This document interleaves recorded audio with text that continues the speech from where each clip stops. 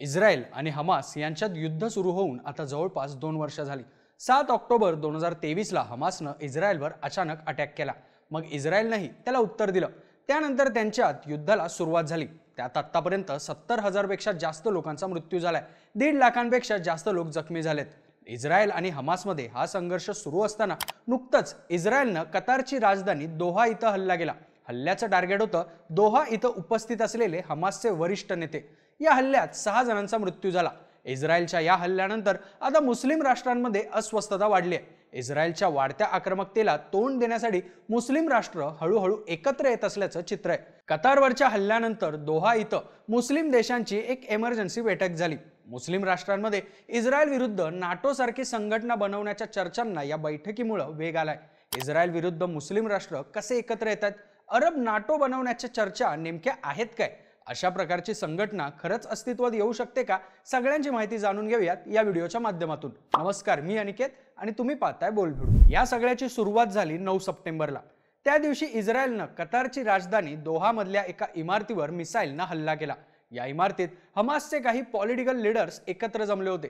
हे सगळे अमेरिकेनं प्रस्ताव ठेवलेल्या सीज फायर म्हणजेच शस्त्रसंधीच्या प्लॅनवर चर्चा करण्यासाठी तिथं आले होते। मात्र इस्रायलनं त्यांच्यावर अटॅक करून नव्या संघर्षाला तोंड फोडलं। इस्रायलच्या टार्गेटवर होते हमासचे नेते खलील अल हय्या, जे सीज फायरच्या या चर्चेत हमासचं नेतृत्व करत होते। इस्रायलच्या या हल्ल्यातून खलील अल हय्या बचावले, पण त्यांच्या मुलासह एकूण 6 जणांचा त्यात मृत्यू झाला। महत्त्वाचं म्हणजे या हल्ल्यात कतारच्या सुरक्षा दलाचा एक जवान मारला गेला। त्यामुळे इस्रायल आणि कतार यांच्यातील तणाव आणखीन वाढला। हे आंतरराष्ट्रीय कायद्याचं उल्लंघन असल्याचं कतारचं म्हणणं आहे। इस्रायलनं यावर्षी मुस्लिम देशांविरुद्धचा आपला लढा तीव्र केलाय। कतार हा 7वा मुस्लिम देश आहे ज्यावर इस्रायलनं यंदा थेट हल्ला केला। यापूर्वी जूनमध्ये इस्रायल आणि इराण यांच्यात भीषण संघर्ष झाला होता, तर कतारवरच्या हल्ल्याच्या 72 तासांआधी इस्रायलनं पॅलेस्टाईन, लेबनन, सिरिया, ट्युनेशिया आणि येमन या 5 देशांवर सुद्धा हल्ले केले होते। आता कतारवरच्या या हल्ल्यानंतर मुस्लिम राष्ट्रांमध्ये खळबळ उडाली आहे। हल्ल्यानंतर दोहा इथं अरब आणि मुस्लिम राष्ट्रांनी 15 सप्टेंबरला एक तातडीची बैठक बोलावली। त्या बैठकीत इस्रायल विरुद्ध एकत्र येण्यावर चर्चा झाली आहे। इस्रायल आणि हमास संघर्षात कतारची भूमिका महत्त्वाची आहे। हा देश गेल्या अनेक वर्षांपासून इस्रायल आणि हमास यांच्यातला मध्यस्थ राहिलाय। त्याला अमेरिकेचाही पाठिंबा आहे। अमेरिका आणि हमास यांच्यातली चर्चा सुद्धा कतारमध्येच होते असं सांगितलं जातं। कतारमधल्या इस्रायलच्या हल्ल्यामुळे अरब राष्ट्रांमध्ये एवढी अस्वस्थता वाढण्याचं कारण म्हणजे अमेरिकेचा मिडल ईस्टमधला सर्वात मोठा लष्करी बेस कतारमध्येच आहे। त्याचं संपूर्ण फंडिंग अमेरिकेकडूनच केलं जातं। या बेसवरूनच अमेरिका मिडल ईस्टमधलं आपलं पूर्ण ऑपरेशन चालवते। नॉन नाटो देशांमध्ये कतार हा अमेरिकेचा सर्वात महत्त्वाचा पार्टनर आहे। त्यामुळे या देशावर झालेल्या इस्रायलच्या हल्ल्यानं मुस्लिम राष्ट्रांमध्ये खळबळ उडाली आहे। आता इस्रायलनं कतारवर केलेल्या या हल्ल्यानंतर मुस्लिम देश एकत्र कसे येत आहेत ते पाहू। इस्रायलच्या हल्ल्यानंतर कतारची राजधानी दोहा इथं मुस्लिम राष्ट्रांची एक तातडीची बैठक पार पडली। या बैठकीत इजिप्तनं नाटो प्रमाणेच मुस्लिम राष्ट्रांची एखादी मिलिटरी ऑर्गनायझेशन बनवण्यात यावी असा प्रस्ताव मांडला। या संघटनेचं अध्यक्षपद अरब लीगमधल्या 22 देशांना आलटून पालटून दिलं जावं आणि पहिलं अध्यक्षपद आपल्याला द्यावं असं इजिप्तनं सुचवलं। अरब राष्ट्रांनी अशा प्रकारचा प्रस्ताव मांडण्याची ही काही पहिलीच वेळ नाहीये। यापूर्वी 2015 मध्ये हुती बंडखोरांनी यमनमध्ये उच्छाद मांडला, त्यावेळीही अशाच प्रकारचा प्रस्ताव मांडण्यात आला होता।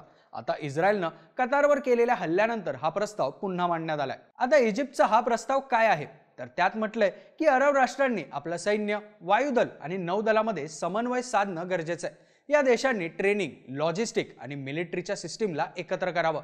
इजिप्तनं म्हटलं की इजिप्त अशा प्रकारच्या मिलिटरी ऑर्गनायझेशनसाठी स्वतःचे 20,000 सैनिक पुरवेल, तर सैन्य मदतीच्या बाबतीत सौदी अरेबिया दुसऱ्या क्रमांकाचा देश असेल। या सगळ्यात पाकिस्तानची भूमिका सुद्धा महत्त्वाची आहे। पाकिस्तान हा अरब देश नसला तरी तो मुस्लिम राष्ट्रांच्या संघटनेचा महत्त्वाचा सदस्य आहे। पाकिस्तानचं म्हणणं आहे की जे सर्व 57 इस्लामिक देश आहेत त्यांनी नाटो प्रमाणे एकत्र येत एक जॉईंट कमांडो फोर्स बनवावा। प्रत्येक इस्लामिक देशांनी त्यांच्या देशातले सर्वोत्तम सैनिक एकत्र करावेत आणि त्यांना सामूहिक ट्रेनिंग देण्यात यावं। पाकिस्तानचे वरिष्ठ मंत्री इशाक डार यांनी हा प्रस्ताव मांडलाय। आता इस्लामिक देशांमध्ये अशा प्रकारच्या संघटनेच्या स्थापनेची चर्चा सुरू झाली आहे। मात्र अशी संघटना अस्तित्वात येणं खरंच शक्य आहे का हे आपण पाहू। इस्लामिक देशांनी अशा प्रकारची संघटना स्थापन करण्याचा प्रयत्न केला तरी यात त्यांच्या पुढचं सर्वात मोठं आव्हान असेल ते म्हणजे संघटनेचा नेता कोण। इजिप्तनं या संघटनेचं नेतृत्व करण्याची तयारी दर्शवली, मात्र त्याला बाकीचे देश तयार होतील का हा मोठा प्रश्न आहे।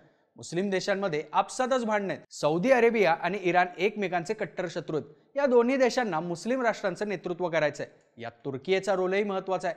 तुर्कीची सुद्धा इस्लामिक जगताचं नेतृत्व करण्याची महत्वाकांक्षा आहे. त्यामुळे या देशाचं नेतृत्वाच्या मुद्द्यावरून एकमत होईल का हा मोठा प्रश्न आहे.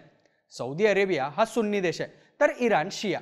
इस्लाममध्ये शिया विरुद्ध सुन्नी वाद अनेक शतकांपासून आहे. आता हा वाद दूर करून इराण आणि सौदी अरेबिया इस्रायल विरुद्ध एकत्र येतील का हा मोठा प्रश्न आहे. या देशांनी खरंच एकत्र येत मिलिटरी ऑर्गनायझेशन तयार करण्याचा निर्णय घेतला तर त्यांना एकमेकांचे मिलिटरी इंटेलिजन्स शेअर करावे लागतील. यासाठी हे देश तयार होतील का हा सुद्धा प्रश्न आहे. नुकताच इराण आणि इस्रायलमध्ये मोठा संघर्ष झाला होता. दोन देशांमध्ये जवळपास आठवडाभर युद्ध सुरू होतं. मात्र या युद्धादरम्यान एकही इस्लामिक देश इराणच्या मदतीसाठी पुढे आला नव्हता. इस्रायल विरुद्धच्या संघर्षात इराण एकटा पडलाय असं चित्र त्यावेळी निर्माण झालं होतं. त्यामुळे आता हे देश इस्रायल विरुद्ध एकत्र येतील याची शक्यता कमी असल्याचं जाणकारांचं म्हणणं आहे. या सगळ्यात अमेरिका आणि पाकिस्तानची भूमिका सुद्धा महत्त्वाची आहे. मुस्लिम देशांमध्ये पाकिस्तान हा एकमेव देश आहे ज्याच्याकडे न्यूक्लिअर वेपन्स आहेत. मात्र पाकिस्तान अमेरिकेच्या मर्जीशिवाय काहीच करत नाही हा इतिहास आहे.